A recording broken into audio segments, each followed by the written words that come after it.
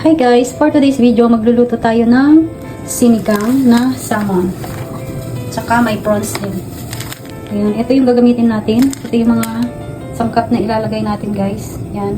Dahil wala akong mga okra, ganyan. Ito lang yung available guys. Ayan.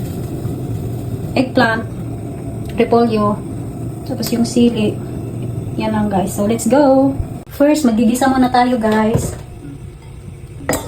Oil muna tayo and then gisa muna natin ang bawang saka ginger, yung ating onion, then yung ating kamatis. Lagay tayo ng water and then asin. Then, ilagay na natin ang ating eggplant.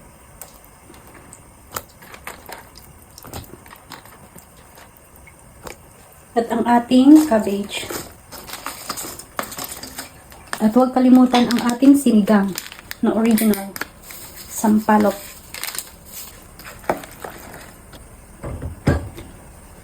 Ilagay na natin ang prawns saka salmon.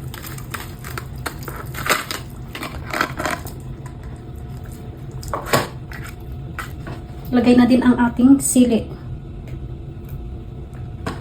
Dalawa lang guys ang ilagay nating sili.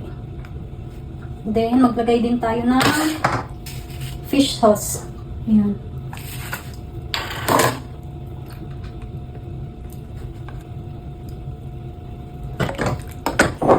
And then, paminta. Takpan. Ayan guys, luto na ang ating sinigang na salmon at prawns. Ayan. Kain na tayo. So, ayan guys, ito na yung niluto kong salmon guys. Sinigang na salmon saka prawn. Tapos meron din tayong sawsawan na patis saka sili. Ayan siya. Ayan. Okay, first bite guys.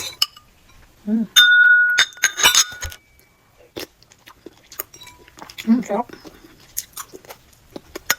Sawsaw natin sa may sili. Patis na may sili guys. Lemon. Sarap. Itong prawns. Tapos gulay.